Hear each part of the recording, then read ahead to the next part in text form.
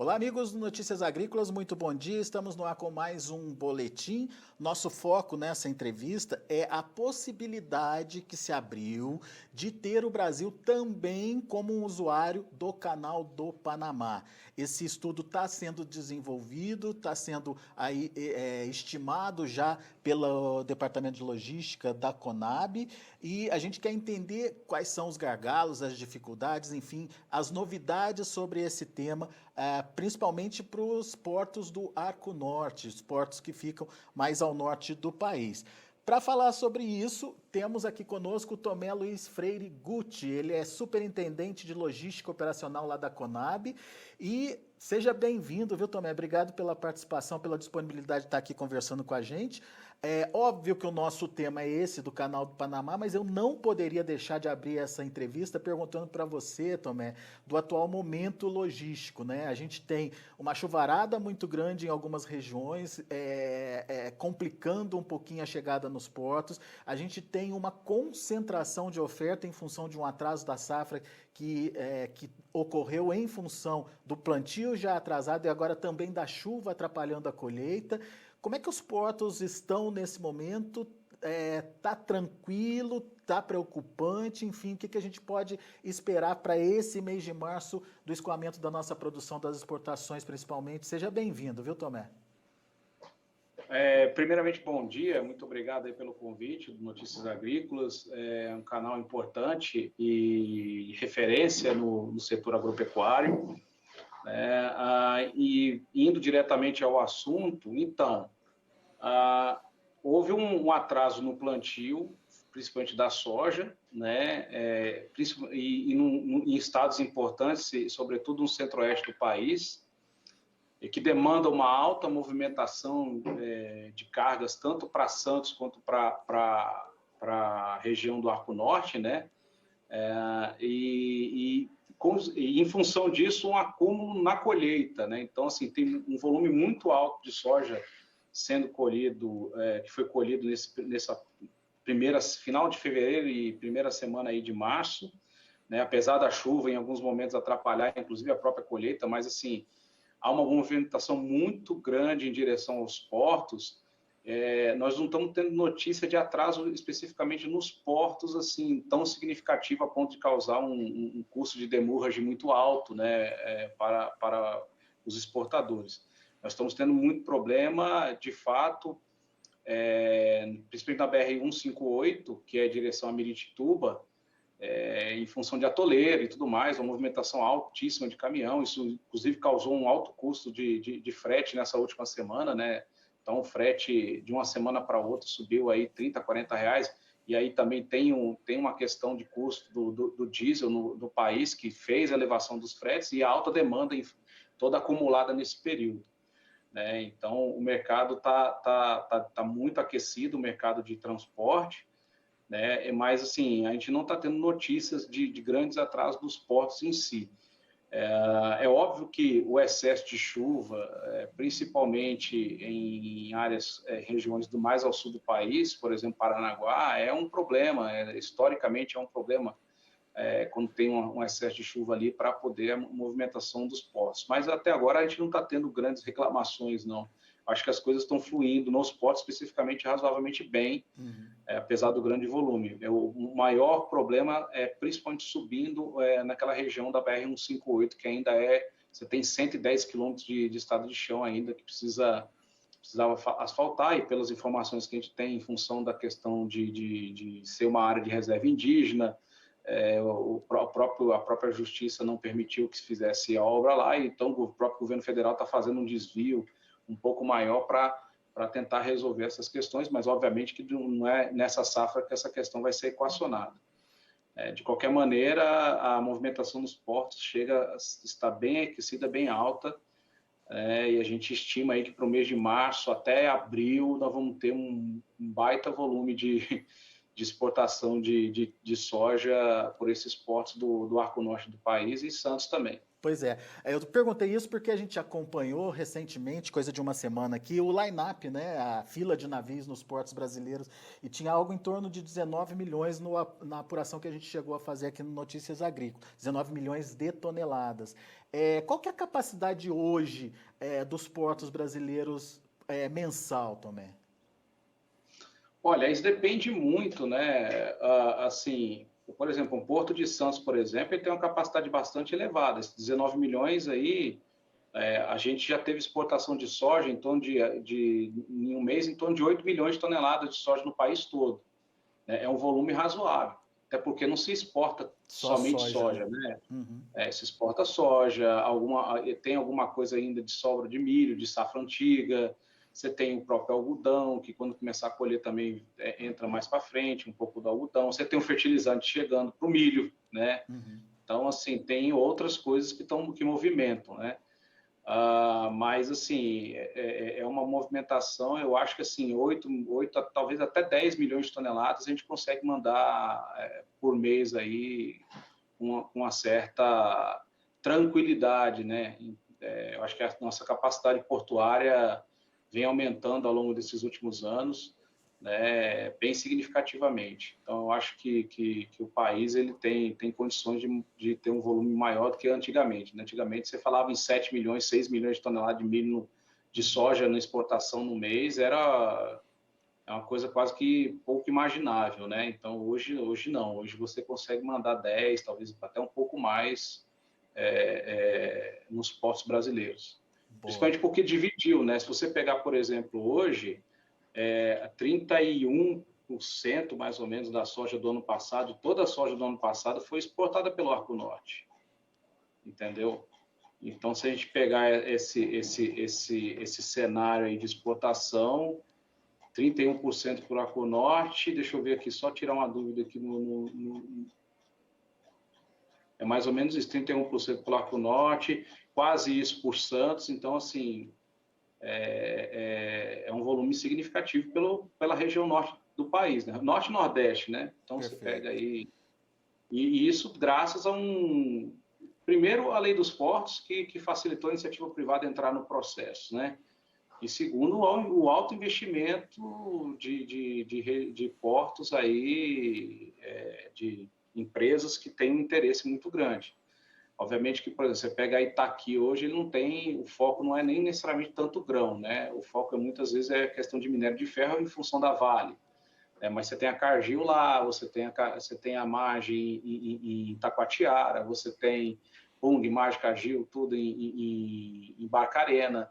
Então, tem Vila do Conde surgindo no cenário. Então, você tem toda uma dinâmica aí que começa a dar uma vazão muito boa para o Brasil. Legal. Onde a gente Pode complementar, desculpe. onde a gente tinha somente Santos e Paranaguá como Uhum. referência, a gente hoje tem outros direcionamentos. Eu arrisco a dizer que a precificação de soja e de milho no Mato Grosso hoje, ela já é determinada pelos portos do norte do país. Perfeito. Então, E Tomé, e com essa possibilidade agora, enfim, por enquanto é muito embrionário pelo que eu entendi, mas eu quero te ouvir, de se fazer esse transporte através do canal do Panamá, isso vai dar mais resultados no final das contas para a produção brasileira, para o produtor brasileiro? É menos custo? Então, a gente chegou no estudo baseado nas estatísticas que a gente coletou dentro da própria autoridade do Canal do Panamá, né, dado esse contato que eu fiz lá nos Estados Unidos e me passou as informações, o acesso a essas informações, e foi interessante saber que a gente pode ter a economia, dependendo do navio, do volume que a gente pode transportar por navio, de até 35%. Quando esse produto vai ser oriundo do arco norte do país, né? Assim, um 35% de porto economia. de economia, apesar do alto custo de pedágio, que é em torno de uma faixa de $150 mil o pedágio, né? Que é um volume, um valor significativamente alto, mas aí ele vai diminuindo à medida que você tem um volume muito grande de carga a ser transportada, né? Então, o peso acaba ficando um pouco menor quando você tem um volume de carga a ser transportada. Então, navios de 20, 30, 40 mil toneladas, ele talvez não compense tanto, mas navios de Panamax a New Panamax para frente, eles podem ser bem vantajosos. Para isso, a gente precisa fazer um investimento nos portos, né? Então, principalmente na questão de calado, porque navios de porte maiores exigem um calado maior, de no mínimo 12 metros de profundidade, no caso de um Panamax, e no caso do New Panamax, aí tem que ser em torno de 18, 30 metros de profundidade. Que esse aí, hoje, no Arco Norte, a gente tem somente Itaqui, né, que é um porto que, inclusive, o pessoal, muita gente diz que é um porto com calado similar a Roterdã, né? Então, é um porto que tem um potencial muito grande. Agora, tudo depende do investimento, né? Então, o investimento, necessariamente, a iniciativa privada tem uma possibilidade de fazer esses investimentos, e aí o governo brasileiro teria que estudar uma forma, né, de discutir essas ações, mas eu acho que para um médio prazo, você tendo esse nível de investimento para um médio prazo, o resultado pode ser muito interessante, não só na questão de economia, da movimentação de carga, uma vez que nós estamos tendo um franco crescimento das exportações por essas vias agora, né? Como também você pode ter possibilidade de se firmar e conquistar novos mercados para as commodities brasileiras, né? Principalmente porque você vai atingir região do Pacífico, então você vai chegar mais perto à China, né? Que hoje é um potencial grande consumidor de milho. Até outro dia, a China não era um importador de milho, mas no último ano, por exemplo, a China se destacou, tanto é que puxou o preço de milho para cima no mercado, né, internacional, na Bolsa de Chicago. Então, é um potencial consumidor de milho, e o mercado do Mato Grosso é um grande produtor de milho, por exemplo. Então, assim, a gente tem possibilidades boas. A China é o maior comprador de soja, né? Você tem outros países que podem entrar, como o Japão, como Coreia, como a própria Indonésia, você tem Singapura, você tem vários outros países que podem entrar como parceiros grandes do Brasil nesse sentido. E esse estudo preliminar focou principalmente grãos, né, Tomé? Grãos e fertilizantes. Mas a gente pode imaginar que outros produtos também podem ter essa viabilidade, não? Sim, sim, exatamente isso. A nossa intenção era justamente essa. Quando a gente fez esse trabalho, ele é um trabalho preliminar, é um trabalho inicial que a gente faz, mensalmente a gente faz um boletim logístico, mas a gente resolveu colocar essa informação para levantar esse nível de discussão, dada a importância dessa via de escoamento, né?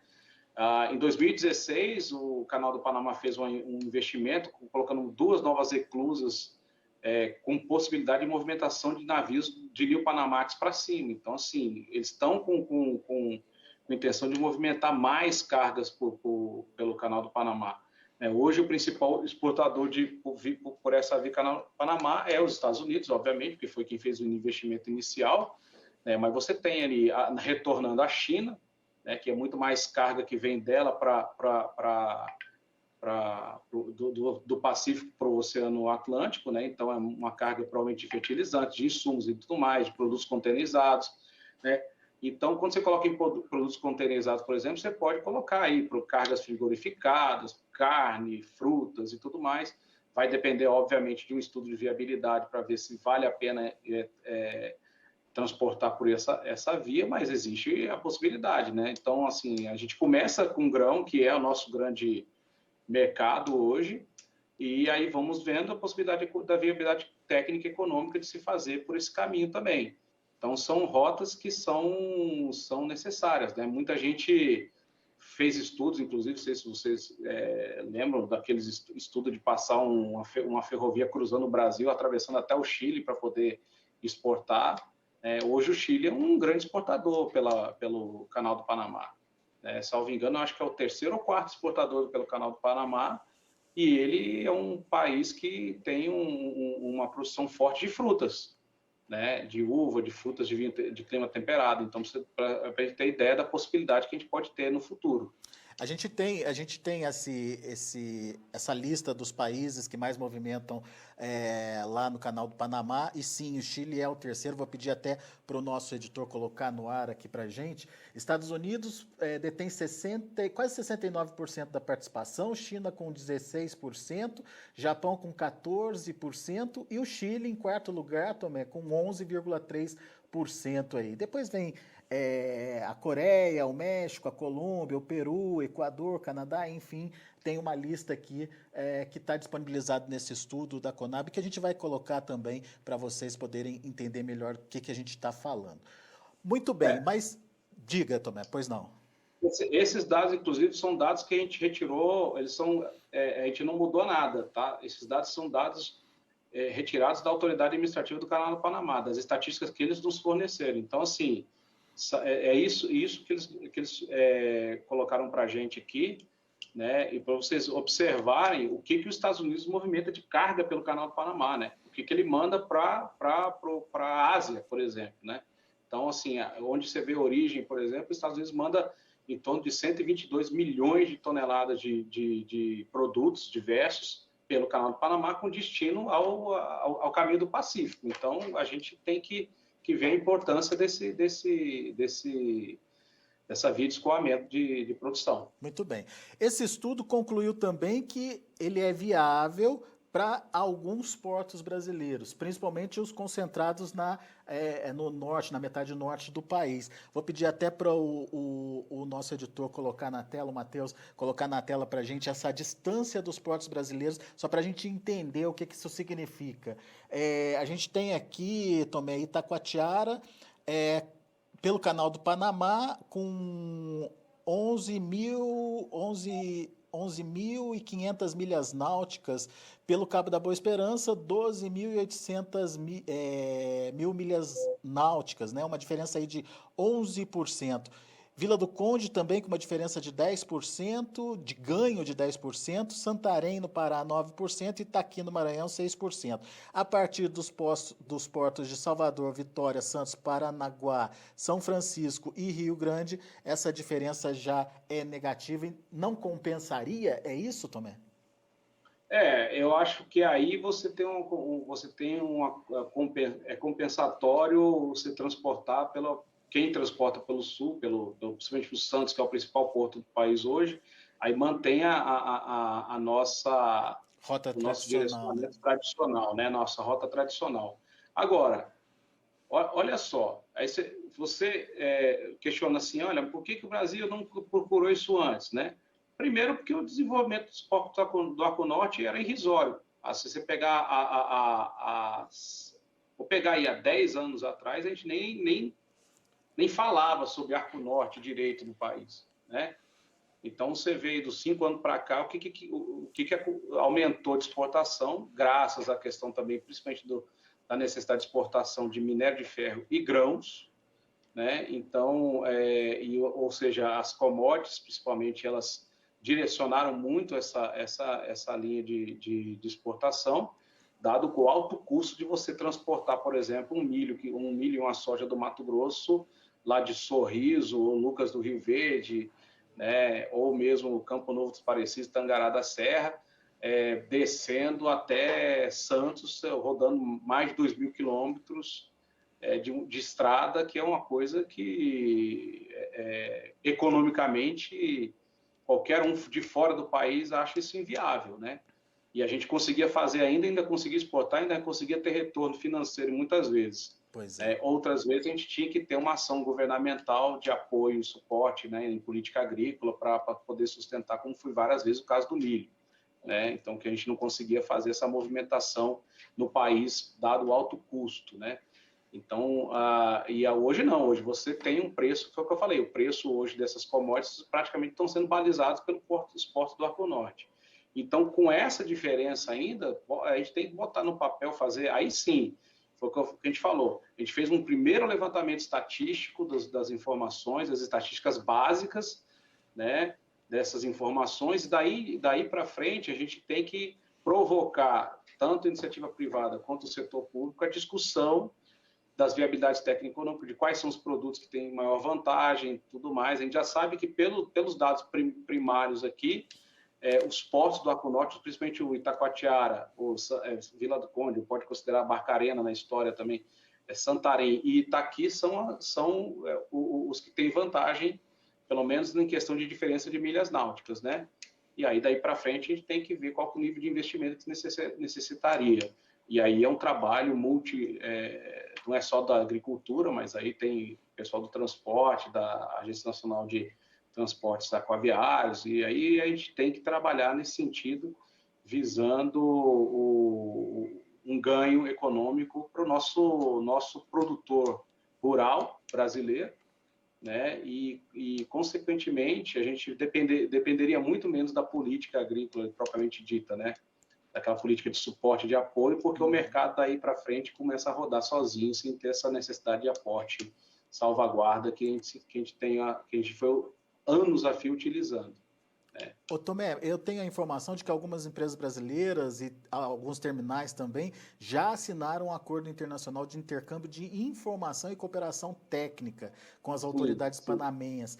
O que a gente pode entender disso? É já um grupo de estudo para tentar viabilizar o caminho aí, o Canal do Panamá como caminho, como rota?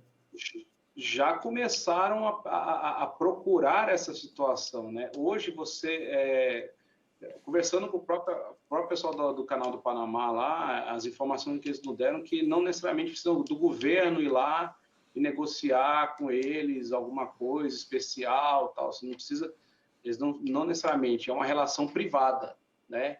Então, assim, as próprias empresas brasileiras, elas podem ir lá fazer essa negociação. E isso já está acontecendo, já tem demonstrado seu interesse desde que começou as novas eclusas do Canal do Panamá, né?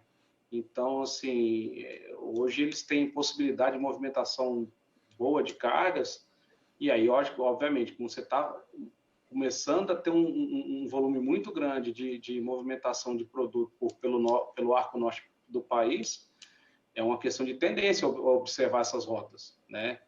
Porque você visualiza a volta que a gente dá atravessando a costa brasileira para poder ir em direção à China, né? Então você só vai fazer um caminho inverso para chegar muito mais rápido na China, chegar no Japão. Então isso tem iniciado mesmo e é um ponto positivo, né? Bem positivo. Eu acho que é um sinal de que o mercado também está atento a essa possibilidade. Legal. E como é que o governo pode participar disso? Por exemplo, você falou dos investimentos, né? Altos investimentos aí para adequar os portos aos grandes navios para tornar viável, obviamente, essa travessia. É possível fazer essa parceria público-privado? Como é que o governo poderia ajudar nesse processo, Tomé? Olha, toda a questão logística do país atual, né? Que nós estamos vendo o Ministério da Infraestrutura trabalhar, ele está trabalhando baseado em uma parte de recursos do próprio governo, aquilo que se permite fazer, o próprio Exército faz algum trabalho, dependendo da situação, e boa parte é em cima de parcerias público-privadas, né? As próprias licitações que foram feitas aí, a própria Ferrovia Norte-Sul, que acabou de finalizar um bom pedaço aí, que vai dar um dinamismo também muito interessante, você tem que ter atenção para isso, porque vai para o Porto de Itaqui, né? Então é um caminho bem interessante, principalmente para esses produtos que estão posicionados aí na região do Mato Piba do país, que é uma região que tem um potencial produtivo muito grande, né? Então a dinâmica tem que ser essa, porque assim a gente sabe como é que está a situação econômica, dada até a realidade de pandemia, né, do governo, então os custos que se tem para gastos nesse sentido, e eu acho que é uma parceria em termos de estudo, né? O governo pode entrar com os estudos de viabilidade econômica, né? As discussões em cima de estudo, né? Se precisar de um suporte, eu não posso dizer pelos Ministérios da Infraestrutura, porque eu não trabalho lá, mas aí é um caminho interessante, seria realmente as parcerias público-privadas nesse sentido, né? Para investimento maior nessas questões com ganha-ganha aí para aumentar as nossas divisas e os produtores terem maior acesso a essas rotas de escoamento. Legal. Muito bom, Tomé. A gente fez questão de trazer esse ponto para discussão aqui no Notícias Agrícolas, como um pontapé inicial mesmo de discussão de novas rotas, novos caminhos. Afinal de contas, pelo que eu entendi, pelo que você falou, a gente vai ter uma economia importante aí no nosso custo de frete marítimo, principalmente. A gente vai ter a possibilidade de ampliar mercados e acessar mercados que até então a gente não acessa. E vai ter a possibilidade, inclusive, de diversificar ou colocar outros produtos nessa rota também, além dos grãos, além de produtos que a gente já conhece, que são tradicionais, que participam aí dessa rota tradicional de exportação. Então, são só vantagens, né? E por isso é importante que esse tema, ele siga em frente e que a gente possa realmente ajudar aí a criar pelo menos um debate sobre esse tema, viu, Tomé?